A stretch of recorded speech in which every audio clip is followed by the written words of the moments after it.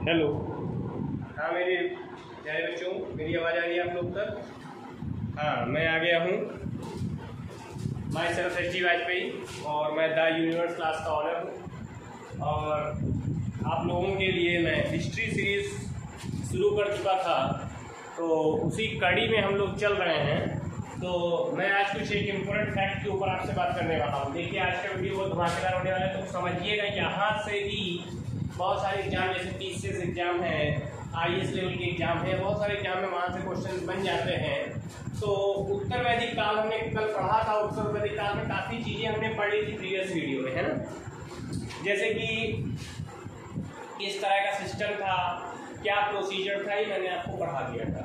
तो उत्तर वैदिक काल में आज हम चलेंगे 8 तरह के जो विवाह होते थे उनके ऊपर डिस्कशन करेंगे। 8 टाइप के विवाह होते थे, मतलब जो उत्तर वैदिक काल में विवाह का प्रोसीजर होता था उसमें 8 तरह के विवाह थे। तो वो 8 विवाह आज हम आपको बताएंगे। देखिए, पहला विवाह होता था असुर विवाह। असुर विवाह में क्या होता था कि कन्या को खरीद कर किया जाता था विवाह। मतलब उस समय क्या होता था कि अगर किसी को कोई कन्या पसंद आ गई तो उसकी मनचाही कीमत लगा ली जाती थी, और अगर वो कन्या या उसका परिवार बिक जाता था उस पैसे पर, तो इस तरह का जो विवाह होता था वो असुर विवाह की संज्ञा में आता था उस समय का। ठीक है, हिस्ट्री के इतिहास में ये उत्तर वैदिक काल की कहानी है।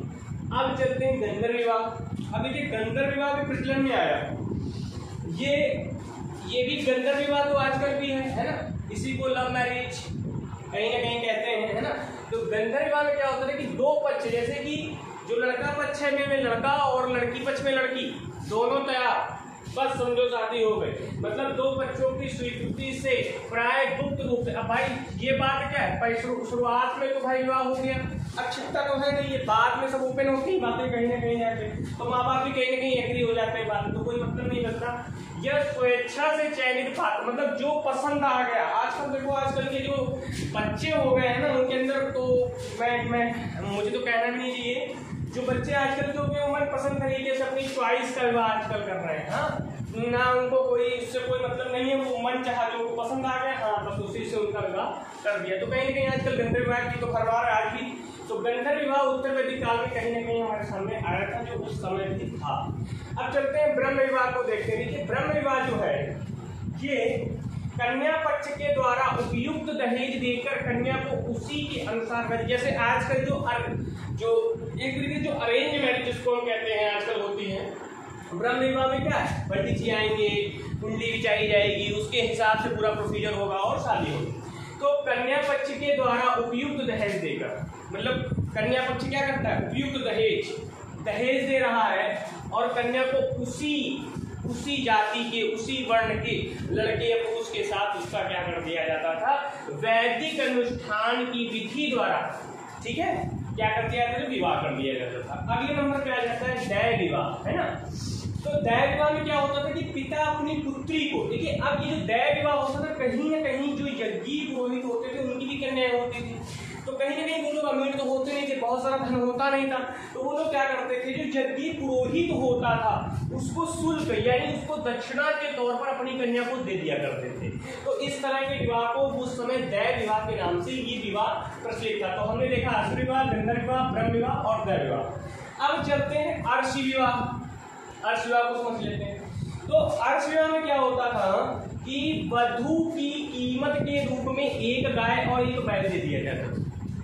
मतलब जो पुरुष वर्ग होता था वो क्या करता था, एक गाय और एक बैल दे दिया करता था, किसको, कन्या पक्ष को, और कन्या लेके चला जाया करता था। तो इसी को कहते थे वधू की कीमत के रूप में एक गाय और एक बैल दे दिया जाता था। ठीक है, ये बात समझ में आ गई होगी आपको अच्छे से। अच्छा, इसके बाद आते हैं प्रजापति विवाह। दहेज या वधू की कीमत लिए बिना किया गया विवाह, मतलब इसमें किसी प्रकार का कोई दहेज नहीं होता था। जो प्रजापति विवाह होता था उसमें दहेज या वधू की कीमत लिए बिना, इसमें दोनों में से किसी की भी कोई कीमत नहीं ली जाती थी, दहेज भी इसमें नहीं दिया जाता था, और ये विवाह जो है प्रजापति विवाह कहलाता था। ठीक है, आगे चलते हैं। इसके बाद चलते हैं पैसाज विवाह। ठीक है, नाम से देखे तो कुछ भूतिया टाइप का लग रहा है ना। तो किसी लड़की का सतीत्व हरण कर जब वह निद्रा या मानसिक तौर पर विक्षिप्त अवस्था में हो या नशे की अवस्था में हो, मतलब जबरन किया गया विवाह विवाह एक तरीके से हम ये कह सकते हैं कि किसी लड़की का सतीत्व हरण कर लिया जाए जब वो नींद की अवस्था में हो या मानसिक तौर पे विक्षिप्त अवस्था में हो या नशे की अवस्था में हो। तो इस तरह से जो किया गया विवाह होता था उसे पैसिव विवाह की श्रेणी में रखा जाता था। ठीक है ना, समझ में आ रही होगी बातें। अब चलते हैं हम लोग देखते हैं राक्षस विवाह क्या होता है। तो राक्षस विवाह में क्या है, कन्या को जबरदस्ती पकड़कर कैद में रखकर विवाह करना।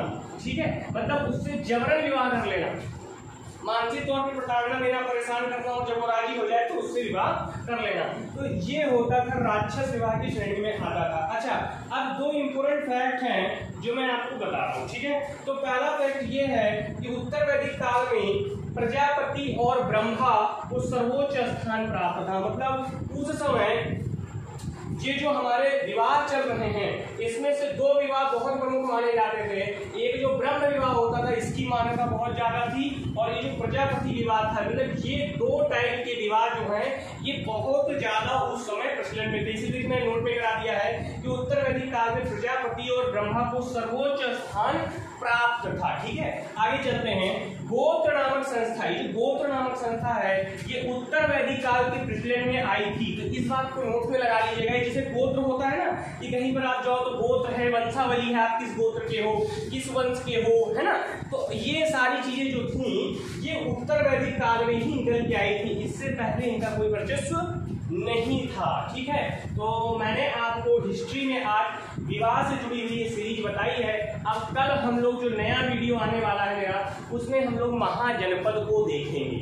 ठीक है, तो महाजनपद देखेंगे, फिर हमारा आगे का जो प्लान है उसमें बौद्ध धर्म है, जैनिज्म है ना, वैष्णव है, शैव है ना, एटसेट्रा, ये सारी चीजें हम लोग सीखने वाले हैं। तो ठीक है, अगर मेरा आपको वीडियो पसंद आया हो तो इसको लाइक करें, शेयर करें और सब्सक्राइब कर लें चैनल को, जिससे मेरी जो जितनी ताजा वीडियो बनती जा रही है वो सब आपके समक्ष प्रस्तुत होती जाए और टाइम टू टाइम आपको मिलती जाए। तो ठीक है, फिर मिलेंगे। Till then bye bye.